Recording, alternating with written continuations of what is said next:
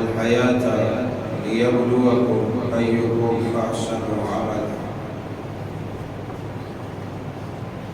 سبحانك لا علم لنا إلا ما علمتنا إنك أنت العليم الحكيم.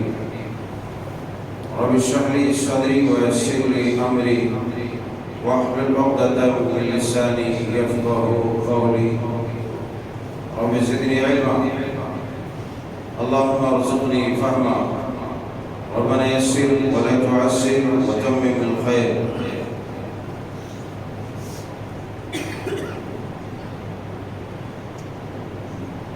اللہ وحدہ لا شریک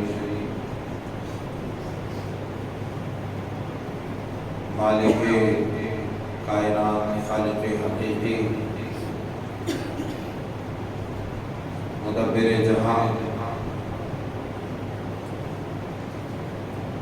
کے لیے ہر قسم کی بزرگی و برتری قابل بیان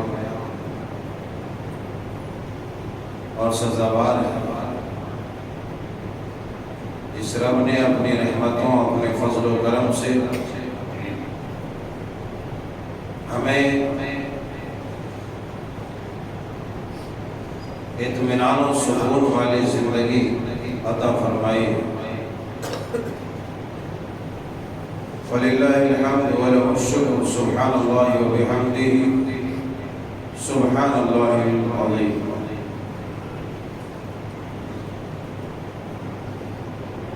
احباب گرامی، بزرگان قوم و ملت، نوجوانان اسلام، پیارے بچوں اور خواتین ملت اسلامی،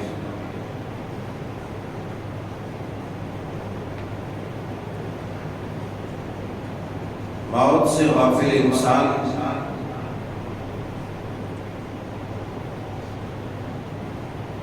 وہ ہر وقت موت آواز دیتی ہے.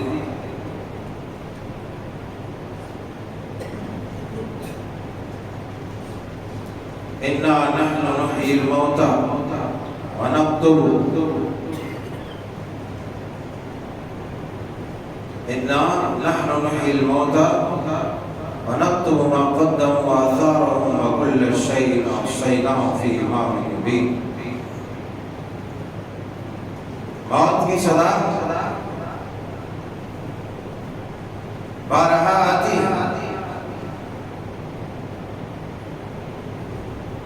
مگر خواب خرمن میں پڑے لوگوں کو اس کا کوئی احساس نہیں.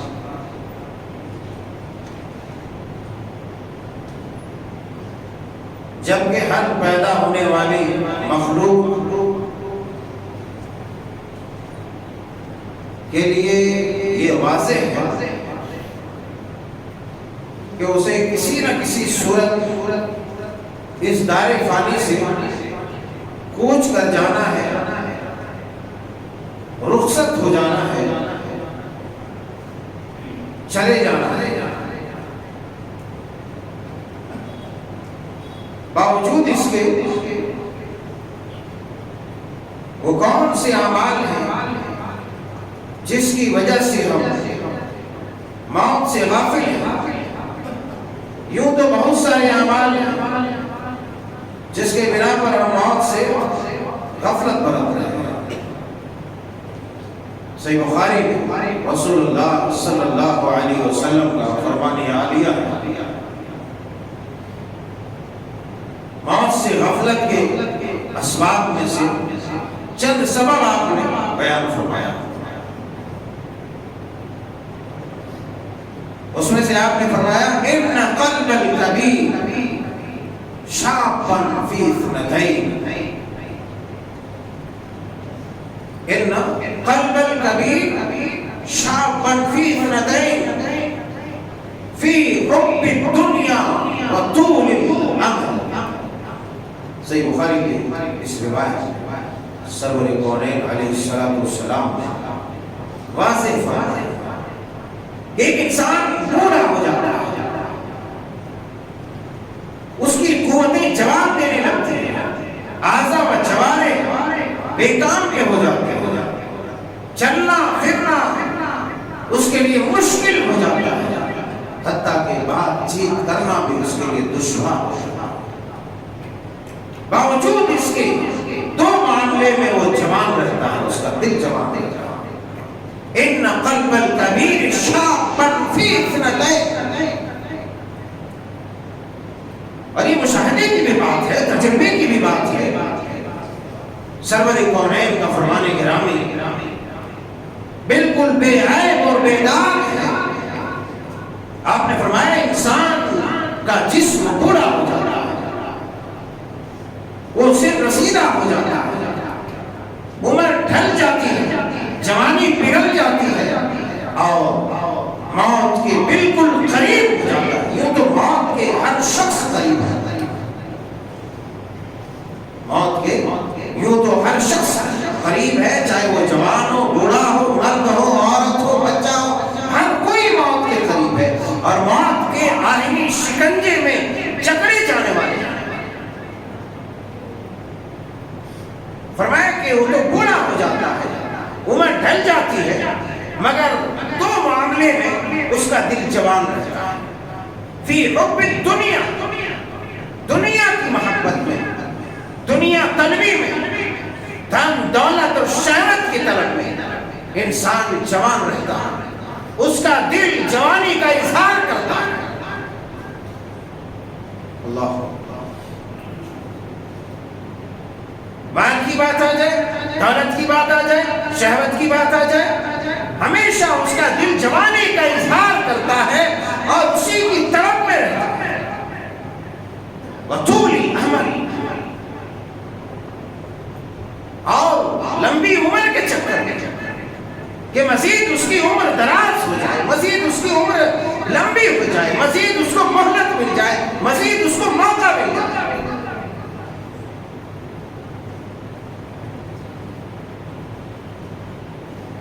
یہ بڑے بڑے بڑے سوال ہیں، اور یہی وجہ ہے کہ دوسری روایت میں آپ علیہ الصلوۃ والسلام نے ارشاد فرمایا حب الدنیا وکراہیۃ الموت، موت کو ناپسند کرتا ہے، دنیا کو پسند کرتا ہے، دنیا کو چاہتا ہے، دنیا طلب کرتا ہے۔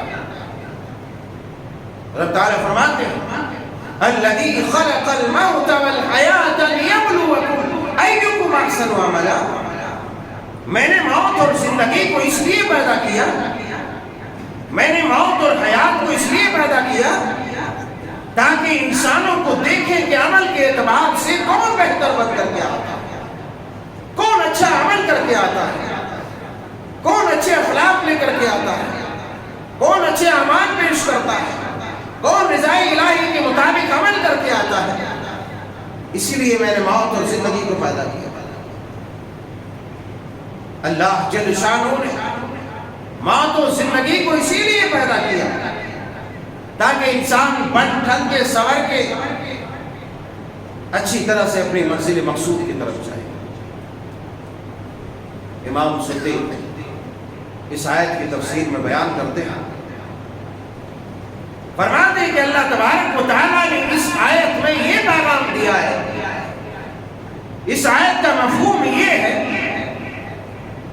کہ اللہ دیکھنا چاہتا ہے کہ کون ہے وہ شخص جو زیادہ سے زیادہ موت کو یاد کرے اور اس کے بعد کے جو مراحل ہیں، اس کے بعد کے جو ایام ہے، اس کے بعد کی جو زندگی ہے، اس زندگی کی بھرپور تیاری کرے۔ آیت کریمہ کے اندر یہ پیغام ہے۔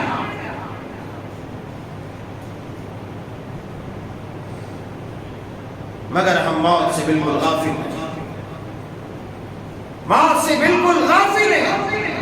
ہر روز نئی نئی خبریں شائع ہوتی ہیں، مگر تھوڑی دیر کے لیے پھر ہم بھول جاتے ہیں، پھر ہم اپنے راستے لگ جاتے ہیں۔ آخر وجہ کیا ہے؟ سبب کیا ہے؟ کیا سبب یہ ہے کہ ہم نے آب حیات بھی لیا ہے؟ کیا سبب یہ ہے کہ رب تعالیٰ نے ہمارے لیے حیات جاودہ کا پروانہ جاری کر دیا؟ کیا وجہ یہ ہے کہ اللہ تبارک و تعالیٰ کے فرشتے نے آ کر کے تمہارے کان میں بول دیا کہ اب تمہیں موت نہیں آنے والی ہے؟ صحابہ کرام علیہم رضوان کی کیفیت اور حالت یہ تھی کہ حضرت ابو دردہ رضی اللہ تعالیٰ عنہ جیسے عظیم المرتبہ عالم دین حضرت ابو دردہ رضی اللہ تعالیٰ عنہ، بڑے پائے اور بڑے چوٹی کے صحابی، موت کا وقت قریب ہوتا ہے، قریب المرگ ہے، آپ پکار رہے ہیں، لوگوں کو بول رہے ہیں کہ کون ہے وہ شخص جو اس وقت کی تیاری کر لے جب اس پر یہ وقت طاری ہونے والا ہے۔ ان کی بے چینی، ان کی پریشانی کو دیکھ کر ان کی زوجہ محترمہ نے کہا کہ آپ کیوں رو رہے ہیں، آپ کیوں بلخ رہے ہیں، آپ کیوں پریشان ہیں، آپ تو صحابی رسول ہیں۔ اللہ اکبر۔ بھلا کوئی یہ کہہ سکتا ہے کہ صحابی رسول معاذ اللہ جنت میں نہ جائے؟ کوئی یہ کہہ سکتا ہے کہ صحابی رسول سے اللہ راضی نہ ہو؟ کوئی یہ کہہ سکتا ہے کہ صحابی رسول سے اللہ تبارک و تعالیٰ ناراض ہو؟ ایسا نہیں۔ رب تعالیٰ نے پہلے پروانہ جاری کر دیا، ان کے دلوں کو جانچ کر پڑتال کر دیکھنے کے بعد اولئک الذین امتحن اللہ قلوبہم للتقوی لہم مغفرۃ واجر عظیم، بڑے اجر کا پروانہ سنا دیا۔ یہ لوگ، ان لوگوں کا دل بالکل صاف و شفاف ہے، تقوی سے لبریز ہے، اللہ رسول کی محبت سے بھرا ہوا ہے۔ بھلا کون کہہ سکتا ہے کہ صحابی رسول کے ساتھ کوئی بڑی پریشانی آ پہنچے قیامت کے روز؟ لیکن صحابی رسول کی زوجہ کہتی ہیں کہ آپ تو صحابی رسول ہیں، آپ کو کیوں رو رہے ہیں، آپ کو رونے کی کیا ضرورت ہے؟ صحابی رسول کا جواب کیا ہوتا ہے؟ صحابی رسول کا جواب یہ ہوتا ہے، اس کے بعد میں نہیں جانتا کہ میرے ساتھ کیا معاملہ ہونے والا ہے، میں نہیں جانتا کہ جو میں نے عمل کیا ہے وہ عمل بارگاہ رب العزت میں کافی ہوگا یا نہیں ہوگا۔ یہی حال حضرت ابو ہریرہ رضی اللہ تعالیٰ وقت کے محدث کبیر، حافظ احادیث کثیرہ سیدنا حضرت ابو ہریرہ رضی اللہ تعالیٰ، ان کی عظمت، ان کا مرتبہ، رتبہ اپنی جگہ پر مسلم محقق ہے، مگر باوجود اس کے موت کے وقت پکار رہے ہیں، موت کے وقت رو رہے ہیں، موت کے وقت گھبرا رہے ہیں، موت سے پہلے کا لمحہ ہے، کہنے والا کہتا ہے، پوچھنے والا پوچھتا ہے کہ ابو ہریرہ آپ کیوں رو رہے ہیں، آپ کیوں بلخ رہے ہیں؟ ابو ہریرہ رضی اللہ تعالی عنہ کا جواب ہوتا ہے کہ لوگوں، میں اس وقت نہیں جانتا کہ میں جس لمبے سفر پر نکلا ہوں، میں جس لمبے سفر پر نکلا ہوں، اس سفر پر جو میرا زیادہ راہ ہے، جو میں نے لیا ہے راستے کا خرچ، وہ میرے لیے کافی ہوگا یا نہیں ہوگا؟ آیا میں جنت میں جاؤں، جہنم میں جاؤں، مجھے اس بات کا علم نہیں ہے تو میں کیوں نہ رہوں؟ اللہ اکبر کبیرہ۔ یہ سیدنا حضرت ابو ہریرہ رضی اللہ تعالی عنہ۔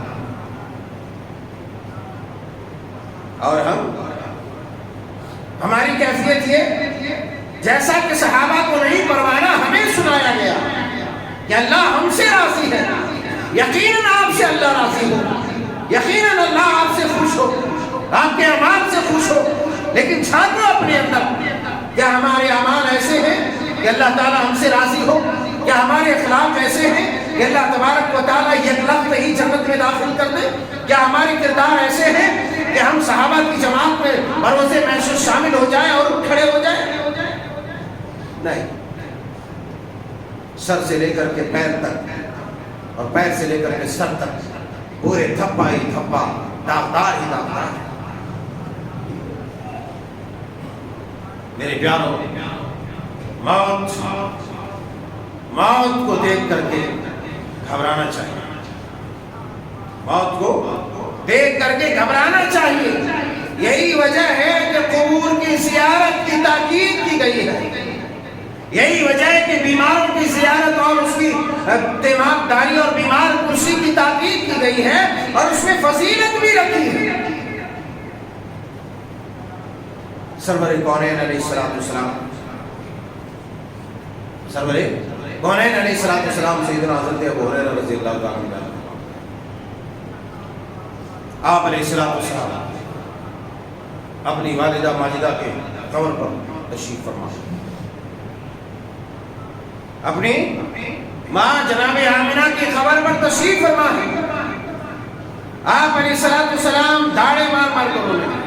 آپ بے اختیار رونے لگے. داڑے مار کر بولے تو چیخ چیخ کر نہیں, بے اختیار رو پڑے. صحابہ اکرام نے آپ کی اس کیفیت کو دیکھا.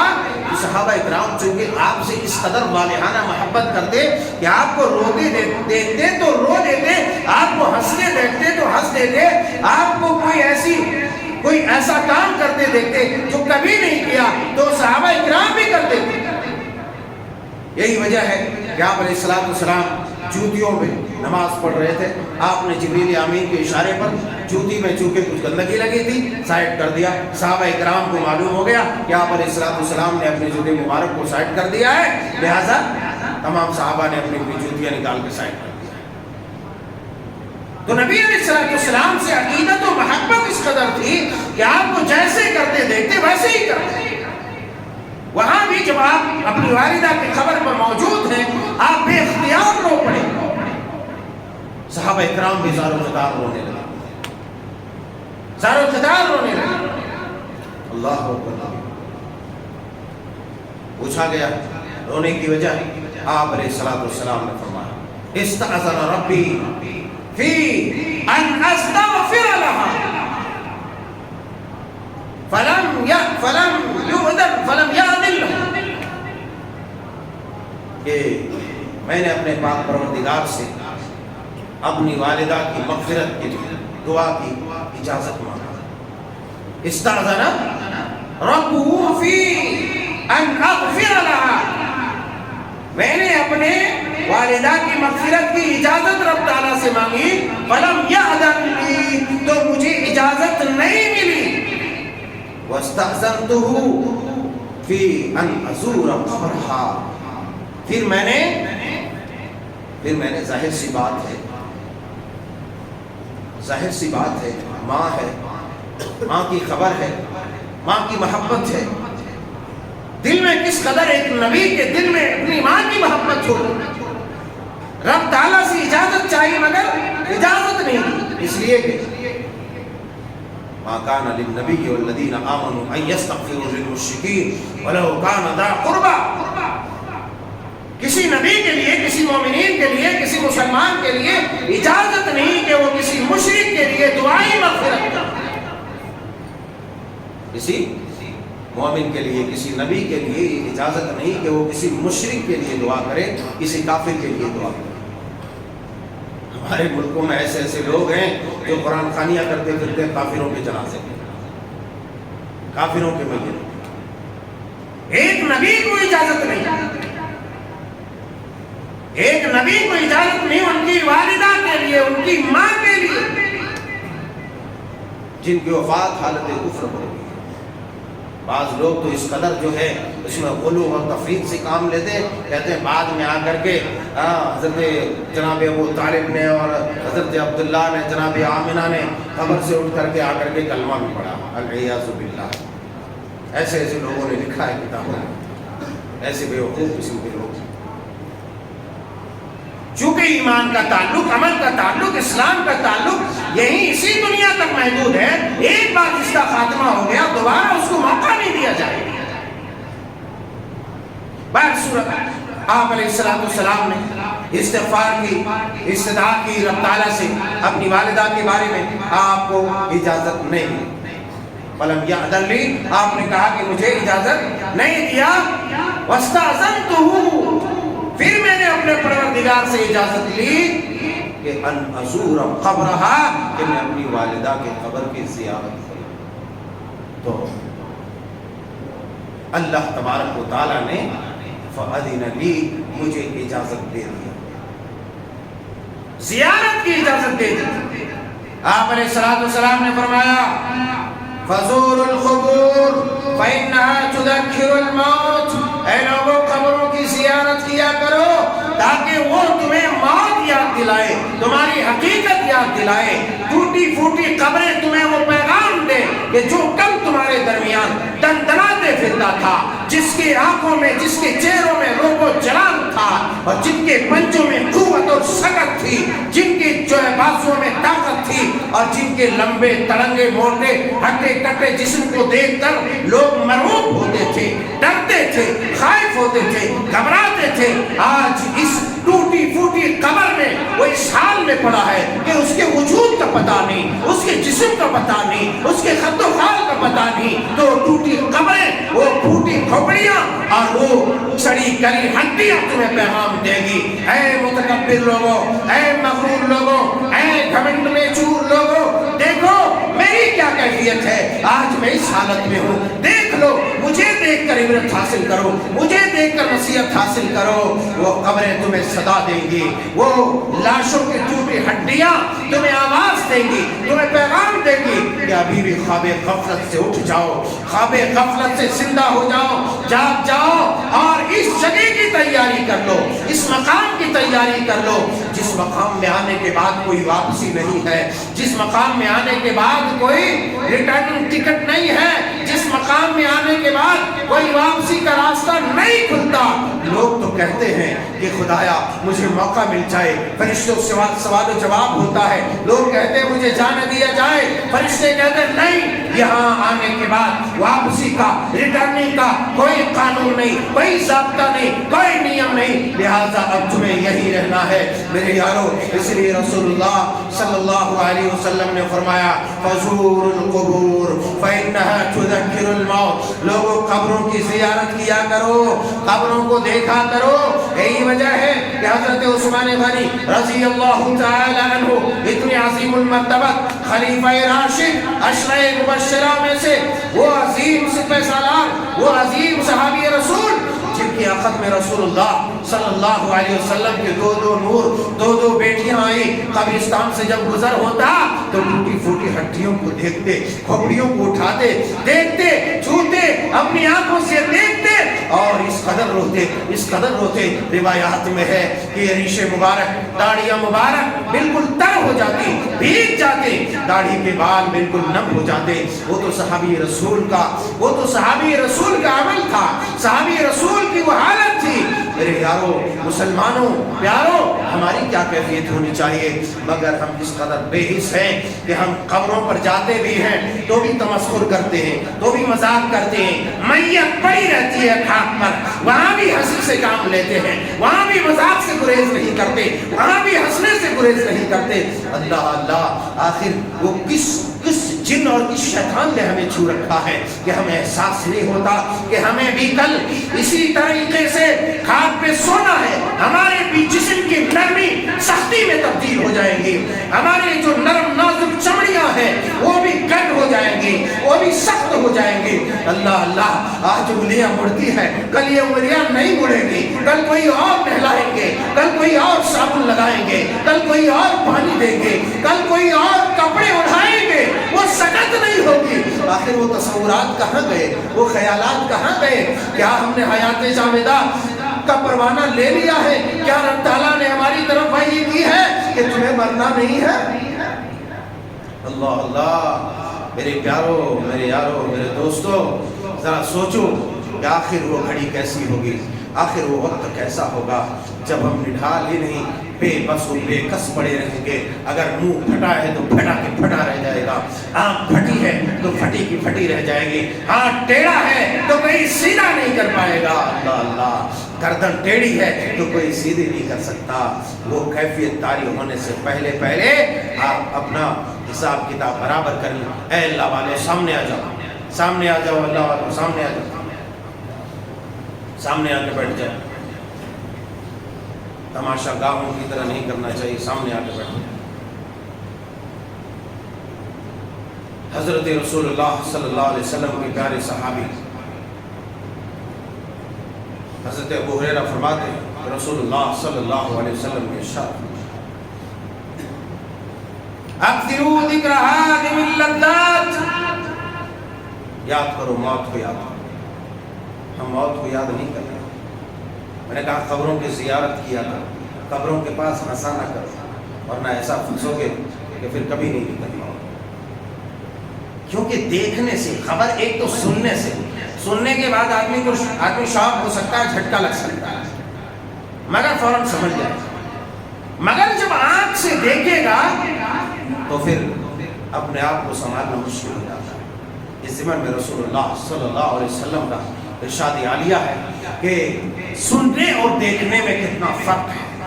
آپ علیہ السلام نے حضرت موسیٰ علیہ السلام کا واقعہ ذکر فرمایا کہ جب موسیٰ علیہ السلام نے یہ سنا کہ آپ کی قوم نے بچڑا بنا لیا ہے اور اسے معبود تصور کر رہا ہے، آپ نے سنا، برا لگا، غصے میں آئے، بہرحال آئے. پھر جب اپنی آنکھوں سے دیکھا کہ واقعی ان نادانوں اور جاہلوں نے اس بچڑے کو بچڑا بنا کر کے اسے معبود بنا لیا، آپ علیہ السلام اس قدر غصے سے بہم ہوئے کہ تختیاں جس پر پیغام الہی نازل ہوئی تھی، وہ دور سے جو پیغام لے کے آئے تھے، جس پر اللہ تبارک و تعالیٰ نے پیغام جاری کیا تھا، وہ تورات کے نسخے، وہ تختیاں یکایک زمین پر ہمارے غصے کے جو ہے چھوٹ گئی اور پلٹ دیے، اور جو ہے تختیاں ٹوٹ گئی. اللہ اکبر کبیرہ، آپ پہ قابو ہو گئے.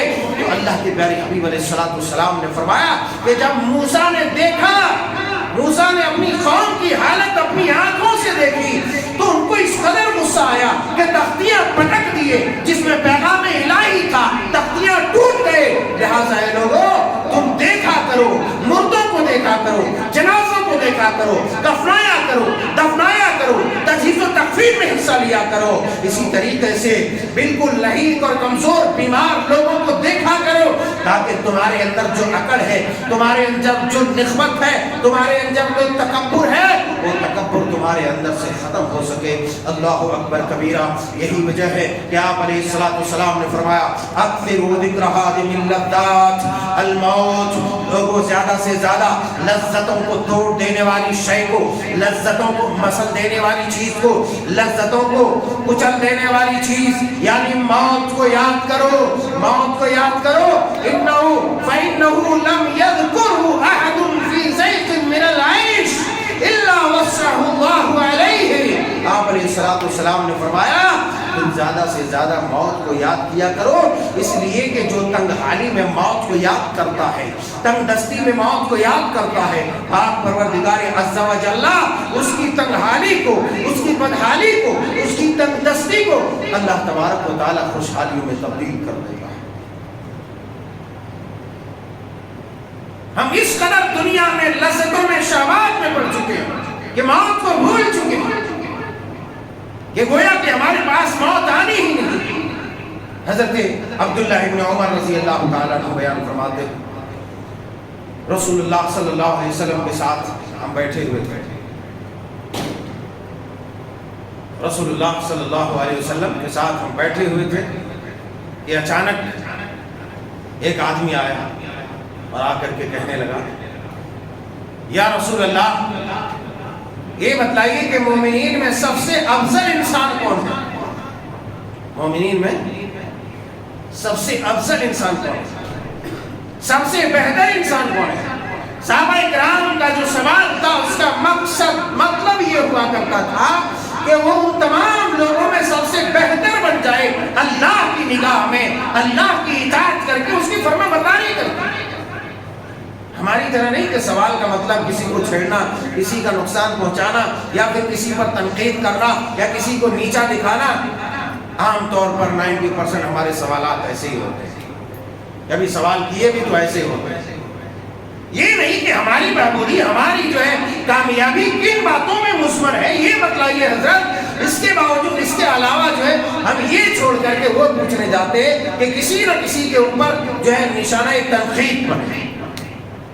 بہرحال آپ علیہ السلام نے ارشاد فرمایا احسنہم خلقا، احسنہم خلقا، کہ سب سے بہتر انسان وہ ہے، سب سے بہتر مومن وہ ہے، سب سے افضل مومن وہ ہے جو اخلاق کے اعتبار سے سب سے اچھا ہے. ہماری نگاہ میں سب سے بہتر کون ہے؟ جو سب سے بڑا شیخ قوم، جو سب سے بڑا جو ہے ٹنگ ٹانگ بولنے والا ہو، وہی آدمی سب سے اچھا ہے. احسنہم خلقا، سب سے بہتر انسان وہ ہے جو اخلاق کے اعتبار سے بہتر. صحابی وہی نہیں رکے، پھر آگے فرمایا کہ اللہ کے پیارے حبیب علیہ السلام یہ بتلائیے کہ سب سے زیادہ عقل مند آدمی کون ہے؟ سب سے زیادہ عقل مند آدمی کون ہے؟ سب سے زیادہ عقل مند آدمی آپ علیہ السلام نے فرمایا اکثرهم ذکرا للموت، اکثرهم ذکرا للموت، کہ تم میں سے سب سے زیادہ عقل مند وہ انسان ہے، عقل مند وہ مومن ہے جو سب سے زیادہ موت کو یاد کرتا ہے۔ اکثرهم ذکرا للموت۔ اس کے بعد آپ علیہ السلام نے ارشاد فرمایا کہ سب سے اچھا، سب سے عقل مند انسان وہ ہے جو سب سے زیادہ موت کو یاد کرتا ہے اور موت کے بعد والے مراحل کی وہ اچھی طریقے سے تیاری کرتا ہے۔ موت کے بعد والے مراحل کیوں؟ اس لیے کہ ہم میں سے کسی کو بقا نہیں۔ زیادہ تر لوگ یہ سمجھتے ہیں، خاص طور سے نوجوان طبقے، کہ بھائی ہمیں تو ابھی مرنا نہیں، ہم ابھی تو جوان ہیں۔ لیکن اے عقل مندوں کی جماعت، اے نوجوانوں کی جماعتوں، جسے اپنی عقل پر ناز ہے، جسے اپنی عقل پر ناز ہے، ابھی بھی کبھی بھی کسی بھی مجمع میں، کسی بھی مجلس میں کہیں بھی اپنے دائیں ایک بار پھیرو اور سرسری نگاہ نہیں بلکہ گہری نگاہ ہوگا، بائیں نگاہ ڈالو، دیکھو تمہاری جماعت میں کتنے عمر رسیدہ لوگ ہیں، کتنے بوڑھے ہیں۔ مشکل سے آپ کے سماج میں 3 4 5 6 7 8 9 10، اس سے زیادہ آپ کو نہیں ملے گا، اس سے زیادہ آپ کو نہیں ملے گا۔ آخر وہ لوگ کہاں گئے جو یہ کہتے ہیں کہ صرف بوڑھوں کو موت آتی ہے یا ابھی زندگی بہت باقی ہے؟ اس خواب خرمن میں نہ رہو، موت اپنی پوری شدت حدت کے ساتھ آئے گی۔ ارے وہ موت کی سختیاں جس نے پیارے حبیب علیہ السلام کو بھی نہیں چھوڑا، وجاءت سکرۃ الموت، رب تعالیٰ فرماتے ہیں موت اپنی پوری شدت حدت کے ساتھ آ جائے گی۔ فَكَيْفَ إِذَا تَوَفَّتْهُمُ الْمَلَائِكَةُ يَضْرِبُونَ وُجُوهَهُمْ وَأَدْبَارَهُمْ، اس وقت تمہاری کیا کیفیت ہوگی، اس وقت تمہارا کیا حال ہوگا لوگوں، جب فرشتہ تمہاری روح نکالنے کے لیے آئے گا۔ فَكَيْفَ إِذَا تَوَفَّتْهُمُ الْمَلَائِكَةُ يَضْرِبُونَ وُجُوهَهُمْ وَأَدْبَارَهُمْ۔ رب تعالیٰ سورہ محمد میں، سورہ انعام میں اور دیگر مقامات میں بیان فرماتا ہے اس وقت تمہاری کیفیت کیا ہوگی جب ملک الموت پورے آب و تاب کے ساتھ آئے گا، جب ملک الموت، موت کا فرشتہ پورے آب و تاب، پوری شدت حدت کے ساتھ آئے گا۔ یضربون وجوہہم وادبارہم، جب وہ پورے بڑے بڑے تھپڑ تمہارے چہرے پر رسید کرے گا، تمہاری جوتوں پہ رسید کرے گا، تمہاری سورینوں اور پیٹھوں پہ رسید کرے گا، دبا کے تھپڑ جب مارے گا، اس وقت تمہاری کیفیت کیا ہوگی، اس وقت تمہاری حالت کیا ہوگی؟ تمہارے تھوپڑے تو بگڑیں گے مگر تمہارے رشتہ دار نہیں دیکھ سکیں گے۔ فَكَيْفَ إِذَا تَوَفَّتْهُمُ الْمَلَائِكَةُ يَضْرِبُونَ وُجُوهَهُمْ وَأَدْبَارَهُمْ، رب تعالیٰ بیان کرتا ہے تمہارے چہرے پر فرشتے تھپڑ رسید کرے گا، تمہارے پیچھے فرشتے تھپڑ رسید کرے گا۔ اللہ اکبر کبیرہ، یہ کس وجہ سے ہے؟ اللہ پاک بیان فرماتے ہیں کہ اس وجہ سے ہے کہ تم نے اس راستے کو چھوڑ دیا جس راستے سے اللہ راضی ہوتا تھا، اور اس راستے کو تم نے اپنا لیا جس راستے پر چلنے کے بعد اللہ ناراض ہوتا ہے، اللہ غضبناک ہوتا ہے، اللہ کو چلان آتا ہے، اللہ کو غصہ آتا ہے۔ اسی لیے فرشتے موت کے وقت بھی تمہیں پیٹیں گے، اور اس کی شدت کیسی ہوگی ذرا تصور میں لاؤ، ذرا سوچو، ذرا اس کو امیج کرو کہ کیا کیفیت ہوگی جب فرشتے کے وہ تھپڑ پڑیں گے۔ اللہ اکبر کبیرہ، اللہ اکبر کبیرہ۔ اللہ فرماتے ہیں وَلَوْ تَرَىٰ إِذِ الظَّالِمُونَ فِي غَمَرَاتِ الْمَوْتِ، اللہ اس وقت کو یاد کرو، اس وقت جب ظالموں پر موت کا فرشتہ مسلط ہوگا۔ کَلَّا إِذَا بَلَغَتِ التَّرَاقِي وَقِيلَ مَنْ رَاقٍ، دنیا پکارے گی مگر پکارنے کا کوئی فائدہ نہیں ہوگا۔ فَلَوْلَا إِذَا بَلَغَتِ الْحُلْقُومَ، جب نرخرے اور اس ہستی کے ہڈی پہ یا گلے میں آ کر روح اٹک جائے گی، اللہ اللہ تمہارے اعزاء قاری دوست احباب سب کے سب ہوں होंगे, कोई कुछ नहीं कर सकता। उस शिद्दत को, हिद्दत को सिर्फ तुम ही महसूस कर सकते हो। जब तमाम नबियों के सरदार उस शिद्दत, हिद्दत और मौत की तकलीफ से नहीं बच सकता, ऐ अक्लमंदों की जमात, ऐ मुसलमानों की जमातों, जरा सोचो रसूल रहमत अलैहिस्सलाम के ऊपर मौत की घड़ी तारी है, आप मौजूद मौत में मुब्तला है, आप मौत के करीब हैं। अल्लाहु अकबर कबीरा। सैयदा आयशा रज़ियल्लाहु ताला अन्हा कहती है रसूलुल्लाह सल्लल्लाहु अलैहि वसल्लम के ऊपर इस कदर मौत की सख्ती तारी हुई, इस कदर आग पर बुखार तारी हुआ, इस कदर आग का जिस्म मुबारक तप रहा था कि आप प्याले, पानी के प्याले में अपने दस्ते अधर को डालते, उस पानी से भिगा कर अपने हाथ को अपने चेहरे पर फेरते। अल्लाहु अकबर। और कहते जाते ला इलाहा इल्लल्लाह इन्ना लिल मौत लसकरात, ला इलाहा इल्लल्लाह इन्ना लिल मौत लसकरात। मौत की सख्ती, मौत की सख्ती, मौत की सख्ती आप कहते जाते, आप पुकारते जाते, आखिरकार मौत की सख्ती का ताब न ला करके अपने अजल में दाखिल होते हैं और दाई अजल की तरफ, आसमान की तरफ अपने निगाह को बुलंद करते हैं, अपने दस्ते अधर को बुलंद करते हैं और कहते हैं अल्लाहुम्मा फिर रफीक़िल आला। अल्लाहु अकबर कबीरा। वो सय्यदुल अंबिया, इमामुल अत्किया, सय्यदुल नबिय्यीन वल मुरसलीन की कैफियत ये है, आसमान की तरफ अपने हाथ को उठाते हैं और फिर अल्लाहुम्मा फिर रफीक़िल आला कहते ही आपके दस्ते अधर जमीन की तरफ लुढ़क जाता है, आपका हाथ मुबारक जमीन की तरफ लुढ़कता है और फिर इस दाने फानी से आप पूछ कर जाते हैं इन्ना लिल्लाहि व इन्ना इलैहि राजिऊन। सैयदा कायनात कहती है, सैयदा आयशा कहती है कि मावत नबी सल्लल्लाहु अलैहि वसल्लम अन्नहु बैना आखिरती व दाखिरती। रसूलुल्लाह सल्लल्लाहु अलैहि वसल्लम की वफात हुई, मेरे सीने, मेरे ठोड़ी के दरमियान आपके मुबारक सर थे। अल्लाहु अकबर। आपकी कैफियत जो अभी बताई गई उस तरह आपकी कैफियत तारी थी। गरज कहने का मतलब है कि जब कोई नबी नहीं, कोई पैगंबर नहीं, कोई वली नहीं, कोई बड़े आलिम दीन नहीं, फकीह नहीं, इमाम नहीं, मुहद्दिस नहीं, सालेह नहीं, बुजुर्ग नहीं बच सकता, तो मेरे यारो देखो, अपने दाएं बाएं देखो और उन मुर्दा लोगों को देखो जिनको तुमने कंधे दे आया है, जो तुम्हारे साथ कल तक तुम्हारी मजलिसों में कह लगाता था, तड़प तड़प कर इस हुए जमीन से चल बसा, मनो मिट्टी में आज दबा हुआ है। क्या वो तुमसे बात कर रहा, वो अपनी हालत बयान करने के काबिल है? नहीं है। जब उन तमाम लोगों की हालत ये हुई तो मेरे दोस्तों, मेरे यारों, मेरे प्यारों, मेरे बुजुर्गों, मेरी माँ और बहनों, हमारी हालत क्या होनी चाहिए? लिहाजा हमें मौत से गाफिल नहीं होनी चाहिए। मौत की गफलत, मौत के गाफिल, मौत से गाफिल इंसान तौबा से महरूम हो जाता है। मौत से गाफिल इंसान तौबा से महरूम हो जाता है। मौत से गाफिल इंसान दुनिया में भूल जाता है। मौत से गाफिल इंसान किसी चीज में क़नाअत और सब्र नहीं कर सकता। लिहाजा मौत की याद, मौत से किसको रुसगारी है? आज नहीं तो कल हमारी बारी है। मेरे यारों, हर जाबाज, हर नबी, वली, पीर, पैगंबर जितने आए सबको जाना पड़ा। लिहाजा हम भी जाएंगे, हमें भी जाना है, मगर जाने के लिए तैयारी करो, जाने के लिए तैयारी करो। अभी देखो, कारवान का एक नौजवान बच्चा बड़ा ही दीन का अच्छा खादिम था, बड़े जो है समाजी काम में हाथ बढ़ाता था, दीनी काम में। नौजवान बच्चा कारी हबीब, अल्लाह गरीब रहमत करे, चला गया। अभी जनाब अब्दुल हक साहब चले गए, अभी शेख उज़ैर शम्स और इसके अलावा कितने बड़े बड़े किबार उलमा अभी फिलहाल गए। तो हम और आप क्या सोच रहे हैं? क्या मलकुल मौत हमारे पास नहीं आ सकता?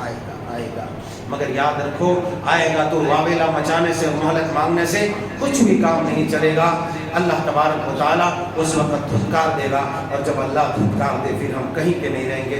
अल्लाह जल्ल शानहू सुब्हानहू तआला से दुआ है कि मौला करीम हम गुनहगारों, ज़ालिमों, फासिकों, फाजिरों को सच्ची तौबा की तौफीक अता फरमा। परवरदिगार आलम दुनिया की रानाइयों और रंगीनियों में घुल मिलने वालों से बचा और अपनी याद में, अपनी मोहब्बत में मर मिटने वाला बना। आमीन तक़ब्बल या रब्बल आलमीन। या मुसर्रिफ़ल क़ुलूब सर्रिफ़ क़ुलूबना अला ताअतिक, रब्बना ला तुज़िग़ क़ुलूबना बअद इज़ हदैतना व हब लना मिन लदुनका रहमह इन्नका अंतल वहाब।